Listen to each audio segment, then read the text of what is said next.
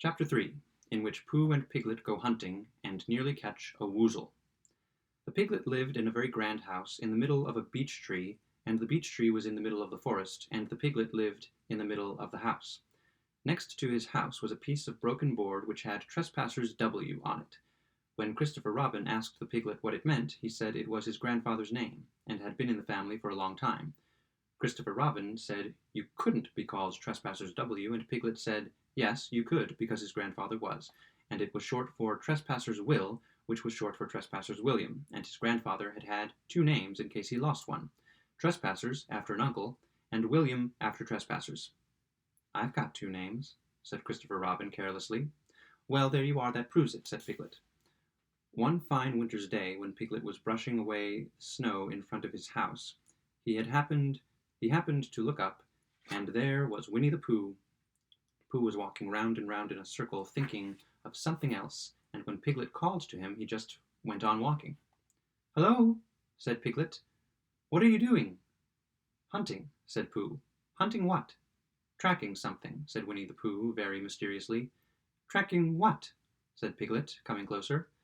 "That's just what I ask myself. I ask myself, what? What do you think you'll answer?" "I shall have to wait until I catch up with it," said Winnie the Pooh. "Now look there." He pointed to the ground in front of him. "What do you see there?" "Tracks," said Piglet. "Paw marks." He gave a little squeak of excitement. "Oh, Pooh, do you think it's a woozle?" "It may be," said Pooh. "Sometimes it is, and sometimes it isn't. You never can tell with paw marks." With these few words he went on tracking, and Piglet, after watching him for a minute or two, ran after him. Winnie the Pooh had come to a sudden stop, and was bending over the tracks in a puzzled sort of way. "What's the matter?" asked Piglet. "It's a very funny thing," said Bear, "but there seem to be two animals now.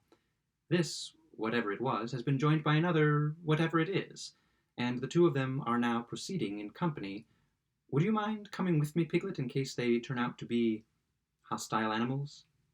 Piglet scratched his ear in a nice sort of way, and said that he had nothing to do until Friday, and would be delighted to come in case it really was a woozle. "You mean in case it really is two woozles," said Winnie the Pooh, and Piglet said that anyhow he had nothing to do until Friday, so off they went together. There was a small spinney of larch trees just here, and it seemed as if the two woozles, if that is what they were, had been going round this spinney, so round this spinney went Pooh and Piglet after them, Piglet passing the time by telling Pooh what his grandfather Trespassers W had done to remove stiffness after tracking, and how his grandfather Trespassers W had suffered in his later years from shortness of breath and other matters of interest, and Pooh wondering what a grandfather was like, and if perhaps there was two grandfathers they were after now, and if so, whether he would be allowed to take one home and keep it, and what Christopher Robin would say, and still the tracks went on in front of them. Suddenly Winnie the Pooh stopped and pointed excitedly in front of him. "Look!" "What?" said Piglet, with a jump, and then, to show that he hadn't been frightened, he jumped up and down once or twice in an exercising sort of way. "The tracks," said Pooh. "A third animal has joined the other two." "Pooh," cried Piglet, "do you think it is another woozle?" "No," said Pooh, "because it makes different marks. It is either two woozles and one, as it might be a wizzle, or two, as it might be wizzles, and one, if so it is woozle. Let us continue to follow them." So they went on, feeling just a little anxious now, in case the three animals in front of them were of hostile intent, and Piglet wished very much that his grandfather T.W. were there instead of elsewhere, and Pooh thought how nice it would be if they met Christopher Robin suddenly, but quite accidentally, and only because he liked Christopher Robin so much, and then, all of a sudden, Winnie the Pooh stopped again and licked the tip of his nose in a cooling manner, for he was feeling more hot and anxious than ever in his life before. There were four animals in front of them. "Do you see, Piglet? Look at their tracks. Three, as it were, woozles, and one, as it was, wizzle. Another woozle has joined them." And so it seemed to be. There were the tracks crossing over each other here, getting muddled up with each other there, but quite plainly, every now and then, the tracks of 4 sets of paws.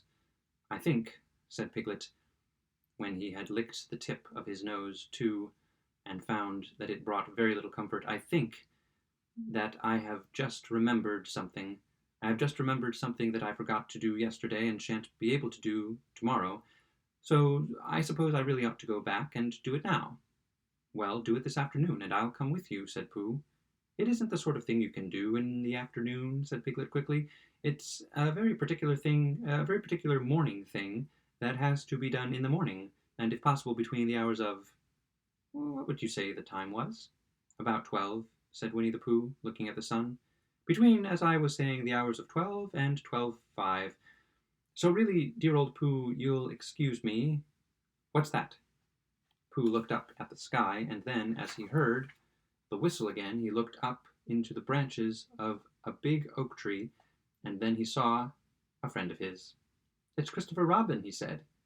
Ah, then you'll be all right, said Piglet. You'll be quite safe with him. Goodbye, and he trotted off home as quickly as he could, very glad to be out of all danger again.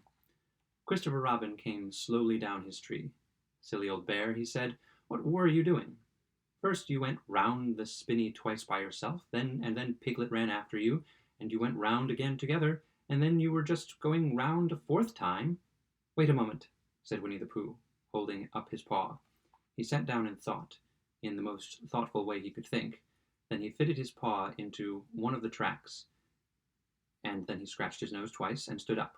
Yes, said Winnie the Pooh. I see now, said Winnie the Pooh. I have been foolish and deluded, said he, and I am a bear of no brain at all.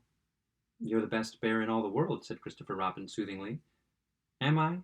Said Pooh hopefully, and then he brightened up suddenly. Anyhow, he said, it's nearly luncheon time. So he went home for it.